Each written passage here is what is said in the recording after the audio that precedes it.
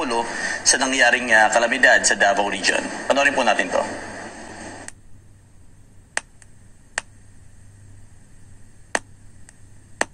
Collecting data, kami ang lahat ng in-charge, yung LGU at PLGU.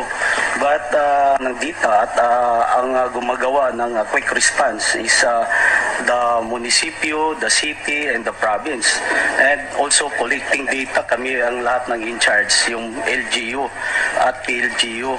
But like what happened in Davao del Norte, minsan kasi may hindi po nakarating sa province pero na-distribute, iba naman ang nag-distribute. And gusto po ako mag-thank you po kay Ma'am Inday Sara na quick response po, nagbigay kagad siya ng support doon sa Davao del Norte po. Ma'am. Thank you so much po, Ma'am. Lahat naman na nag-request, doon ako bibigay. Pag hindi mag-request, hindi na bibigay. Tapos, pag nawawala dito, hindi rin nabibigay sa inyo. Kung wala ka...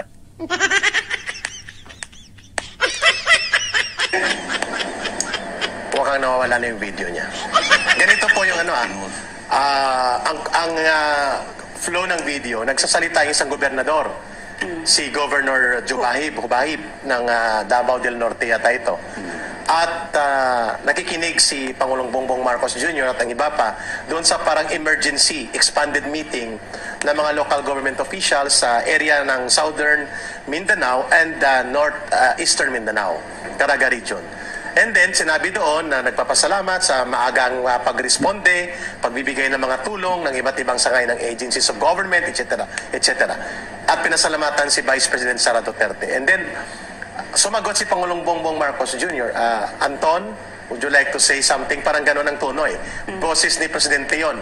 At sumagot si Secretary Anton Lagdameo. Ang sabi niya, well, pag ang tulong nandyan naman yan, pag humingi kayo, bibigyan kayo ng tulong. Pero pag hindi kayo humingi, hindi kayo bibigyan ng tulong.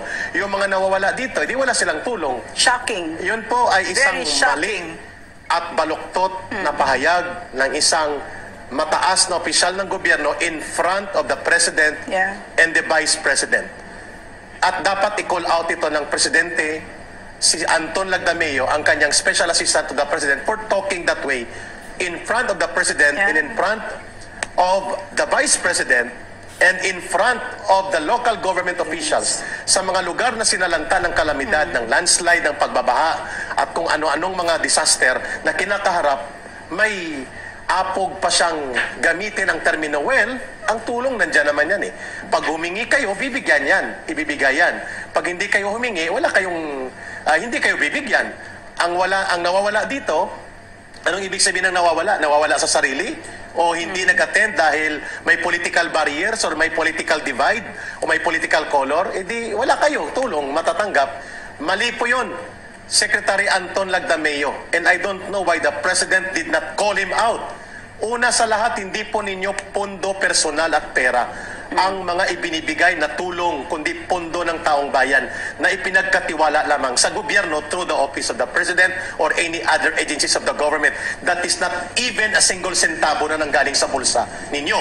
Kaya wag nyong tingnan na parang kayo ang nagmamay-ari ng mga pondo na yan at nasa diskresyon nyo kung ibibigay o hindi sa panahon na gusto o hindi nyo gustong ibigay. Pangalawa, wala ka sa katayuan para sabihin na kapag humingi sa panahon ng kalamidad o panahon ng pangangailangan, bibigyan. Ang hindi humingi, hindi bibigyan. Anong klaseng mayroong pag-iisip ka na naging bahagi ka ng government program, government official ng administrasyon na ito for you to understand that there is no need for people and local officials to request for fund in times of calamity. The action should be automatic and decisive and shall not be colored with political consideration. The way you delivered your message, parang sinasabi mo, hindi kilalanin nyo kung saan nanggagaling ang otoridad sa pag-release ng mga pondo na ito.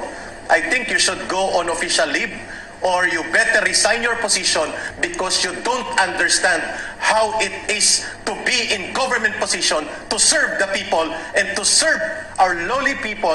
Ang mga kababayang sinalantanan ng mga kalamidad at ang mga local officials, iinsultuhin mo in that very, very clear public forum video na nakuhanan ka.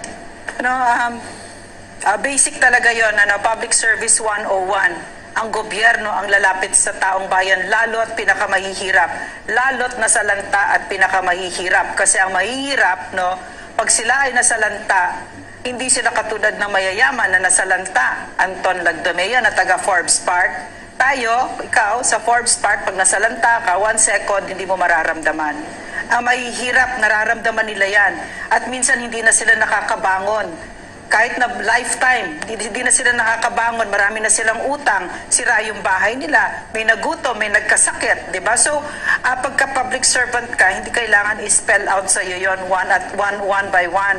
Dapat naintindihan natin yan. Kasi ang pinanggagalingan ko dito, yung Executive Order number 1, unang Executive Order na sinain ng dating Pangulong Rodrigo Roa Duterte, and I keep referring to him because I served under him and he was, well, it was my only stint in government. So, siya talaga yung pinagkuhaan ko talaga ng training ko. No? So, ang pagkakaintindi dun sa EO number 1, ang sinasabi nun, to simplify it, huwag mong pabalik-balikin ang mahihirap sa mga government agencies. Simplify your processes so that ang mahihirap ay pagsisilbihan mo. Pag pumunta dyan sa opisina mo, bigyan mo na ng serbisyo para hindi na siya balik ng balik. Bakit? Kasi malalim ang understanding natin ng poverty. Maiksi maliit ang PC nila. Wala silang pamasahe pa ulit-ulit. Nagbabantay sila ng mga anak nila. Kailangan nila maghanap buhay para pakainin. Diba? So, yung pababalik-balikin mo at saka yung sinasabi mo, pag humingi ka, bibigyan ka namin. Pero pag hindi ka humingi, wala ka. At pag nawawala ka dito, wala ka. So ang gusto ni Anton Lagdomeo, magmalimos tayo sa kanya. Hindi lang yung mahihirap na nasalanta, no, na talagang walang-wala sa buhay, kailangan how do you say, mag-kneel down tayo. Lumuhod tayo. Manikluhod at gumapang. Yes, no, napakasakit pakinggan nun.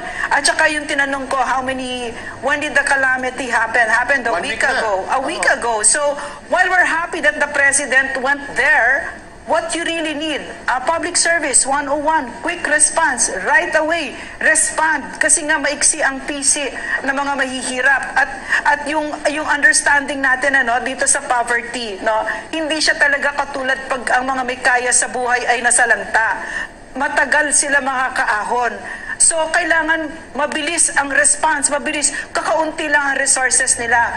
Wala sila pag nabasa ng mga damit nila, no, at nahulog na yung bubong nila, wala silang, can you please bring yaya, bring whatever, no, or whatever, no, di ba? Marami silang pagkukuhaan pag mayaman. May hirap, walang-wala, no? So, ito yung inilagay ni PRRD sa puso ko. Huwag kang pumasok sa public service kung wala kang pagmamahal sa mahihirap because the poor, they only have government. Tayo lang ang meron ng gobyerno. So that's it. Ma'am, babalikan natin ito. Magte-take tayo ng break, Mother Franco, because i-onboard na natin si Kuya Mark. Area niya itong mga sinalanta. Taga Caraga Region ito si Kuya Mark Tolentino. At tingnan natin, bilang isang mamamayan din ng Caraga Region, gaano niya ito i-react ang mga pahayag na ito coming from the Special Assistant of the President as if dapat lumuluhod ka, gumagapang ka at naninikluhod ka sa kanila para maibigay ang tulong sa panahon ng kalamidad at mga sakuna sa ating mga kababayan.